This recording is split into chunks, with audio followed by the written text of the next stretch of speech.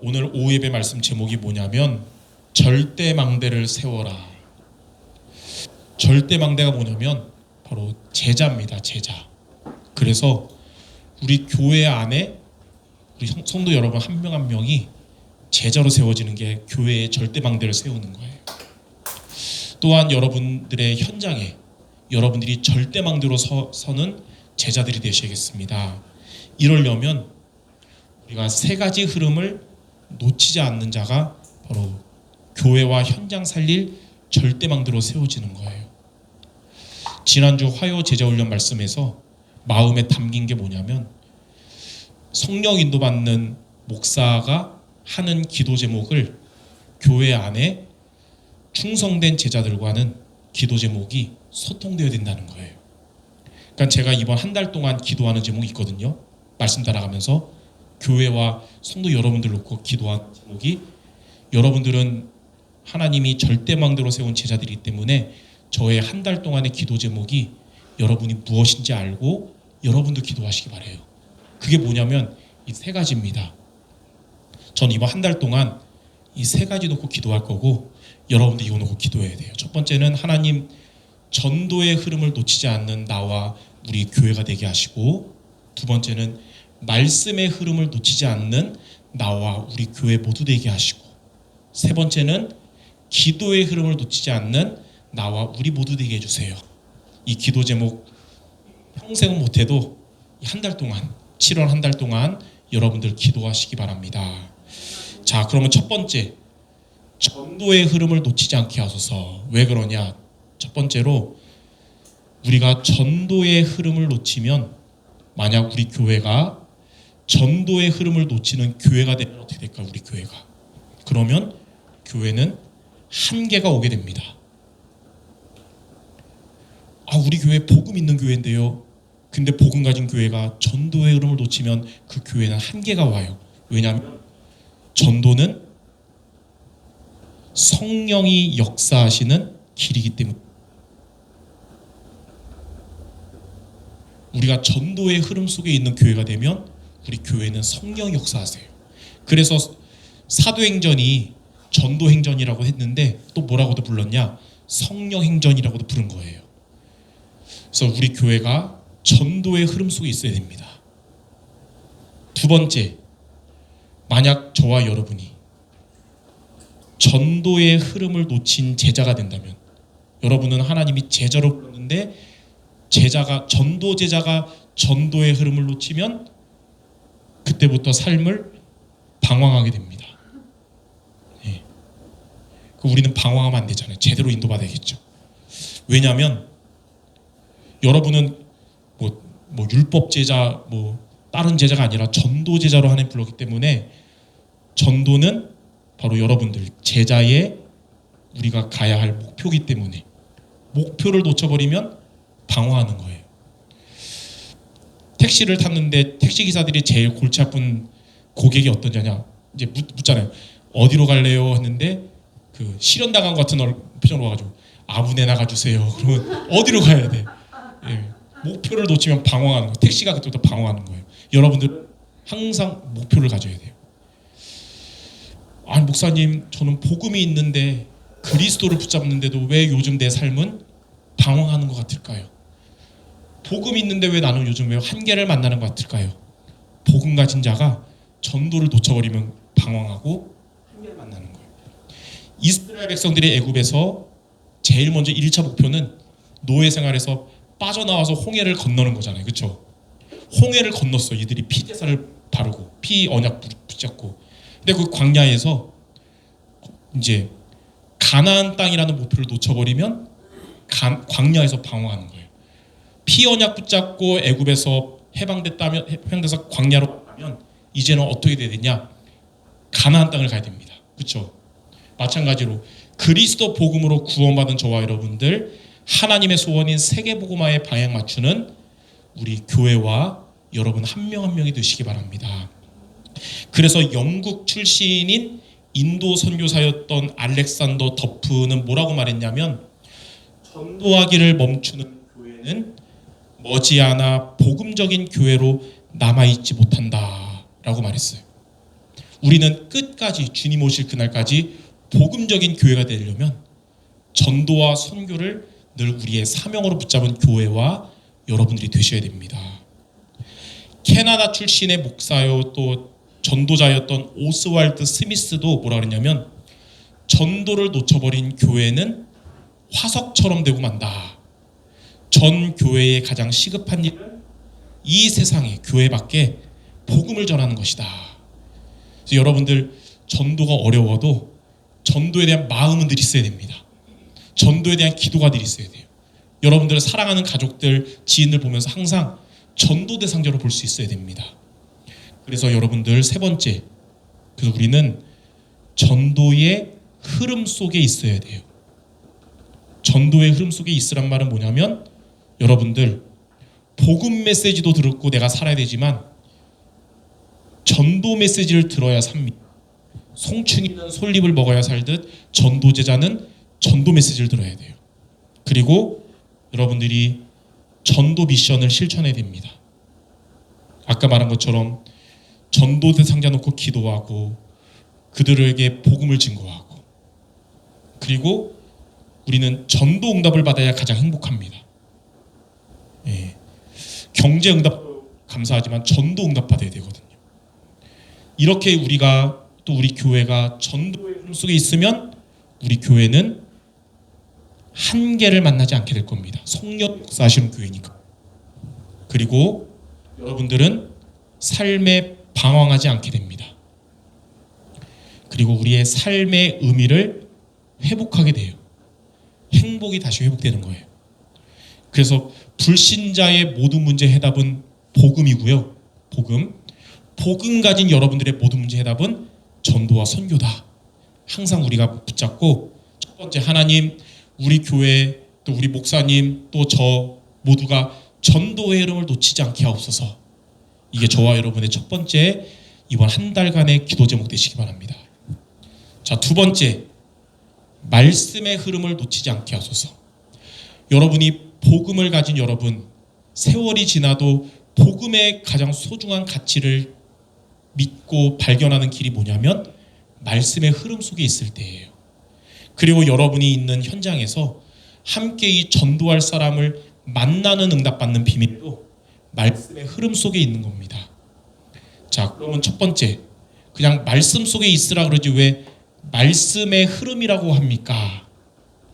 말씀의 흐름 속에, 흐름이란 말이 무슨 말이냐면 오직 그리스도로 세계복음화를 이루어 가시는 하나님의 흐름을 보고 말씀의 흐름이라고 하는 겁니다.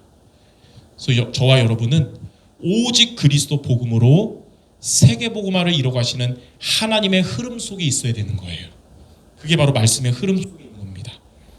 그래서 우리가 강단 말씀을 통해 항상 복음을 매주 붙잡아야 되는 것이고 우리가 본부의 흐름을 통해서 우리는 늘 전도 메시지를 붙잡을 수 있어야 되는 겁니다. 그래서 우리가 세계복음화의 흐름을 놓치면 안 된다는 거예요. 자, 이렇게 말씀의 흐름을 타야 되는데 두 번째, 이렇게 우리가 자, 여러분이 말씀의 흐름 속에 있으면 자, 말씀의 흐름 속에 있으면 어떻게 되냐? 자, 여러분들은 말씀의 흐름 속에 있으면 세월이 지나도 이 전도 운동한 지 30년이 지나도 타성해졌지 않고 항상 복음의 가치를 발견하게 됩니다. 복음이 오직이 돼야 되는구나. 가장 소중하구나. 이거 항상 발견하게 돼요. 복음이 여러분에게 항상 새 은혜고 새 능력이 됩니다. 그리고 함께 여러분 전도할 동역자를 만나게 됩니다. 여러분들 기도 제목 중에 하나님 가정복음화 할 동역자를 주옵소서. 현장 복음화 할 동역자를 주옵소서. 하나님은 말씀의 흐름 속에 있는 이런 전도 제자에게 여러분처럼 복음의 가치를 아는 동역자, 전도할 동역자를 만나게 하세요. 그 증거, 바울이 말씀의 흐름 속에 있었는데 사도행전 16장의 빌립보에서 루디아라는 복음의 가치를 발견하고 전도운동의 동역자를 만나게 하나님 하신 거예요.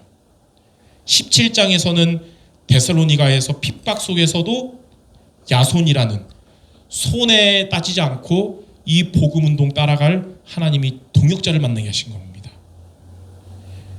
고린도에서는 브리스가 부부라는 하나님이 이런 동역자를 만나게 하신 거예요. 이들처럼 여러분들 말씀의 흐름 속에 항상 있기를 바랍니다.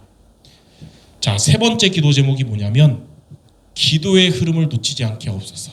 어떻게 기도해야 되냐면, 자, 오늘 일대지에 말한 이 전도의 흐름과 방금 두 번째 말한 이 말씀의 흐름을 가지고 여러분 어떻게 되냐면 늘 예배의 자리에 승리하고 그리고 기도의 자리에 승리해야 되는 것입니다. 항상 우리는 쉽게 말하면 그리스도와 세계복음화의 언약, 영원한 언약 그리스도, 시대적 언약 세계복음화 언약 붙잡고 이렇게 주일날 예배에 승리하고 매일매일 기도 생활 승리해야 돼요. 특별히 이번 한 주간은 여러분 가장 좋은 시간에 하나님 앞에서 찬송가 79장 주 하나님 지으신 모든 세계에 한번 불러보시, 영광 기도하면서 찬양하시기 바랍니다. 하나님 기뻐하실 거예요. 자, 이렇게 해서 두 번째 보니까 아침에 여러분이 이렇게 말씀 잡고 기도하면 하나님은 여러분 하루를 살아갈 수 있는 영적인 힘을 주실 겁니다. 낮에는 이렇게 말씀 붙잡고 전도의 흐름 속에서 여러분이 현장에 가면 하나님은 여러분을 정확하게 인도해 주실 거예요. 자, 밤에는 전도와 말씀만 생각하고 싶은데 삶에서 부딪히는 이런 문제 저런 문제 골치 아픈 일들 많은 100가지 문제 있어도 하나님은 밤에 이렇게 기도하는 여러분들에게 답을 주실 겁니다. 이렇게 여러분들이 기도의 흐름을 놓치지 않는 여러분 바랍니다. 자, 그래서 세 가지 하나님 전도의 흐름 속에 있게 하시고 또 말씀의 흐름 속에 있게 하시고 기도의 흐름 속에 있는 저와 우리 목사님과 우리 모든 성도 되게 해주세요. 하나님이 가장 기뻐하시고 인도하실 줄 믿습니다. 그럼 마지막 이렇게 세 가지 흐름을 놓치지 않는 이 미션을 여러분들이 이번 더도 말고 한 달간 지속하면 어떻게 되냐? 첫 번째, 여러분들은 여러분의 현장의 흐름을 바꾸는 응답받게 될 겁니다. 현장의 흐름을 바꾸게 될 거예요. 자, 여러분의 현장 어디가 현장이냐? 하나님이 파송하신 곳이 현장이에요. 또 하나님이 앞으로 여러분에게 응답 주실 곳이 여러분의 현장입니다. 하나님이 파송하신 곳, 또 하나님이 응답하실 곳은 현장 세 가지 있어요. 여러분이 누구나 세 가지. 첫 번째는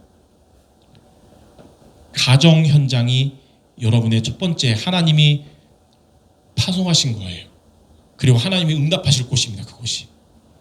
두 번째는 산업, 업의 현장.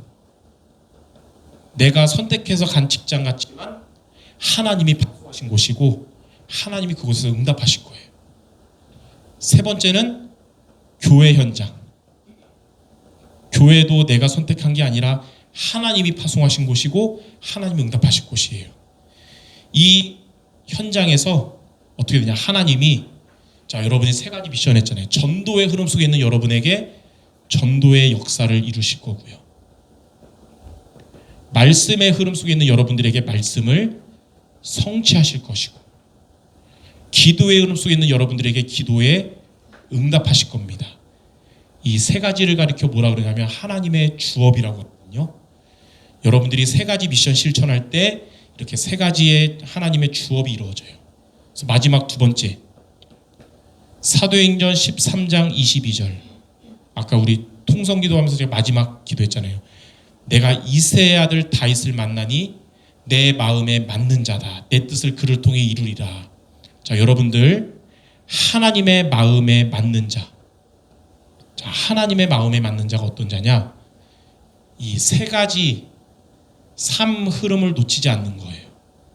전도와 말씀과 기도의 흐름 속에 있는 것이 하나님의 마음에 맞는 거예요. 이런 자를 통해 내 뜻을 다 이루리라. 하나님의 뜻이 뭐냐면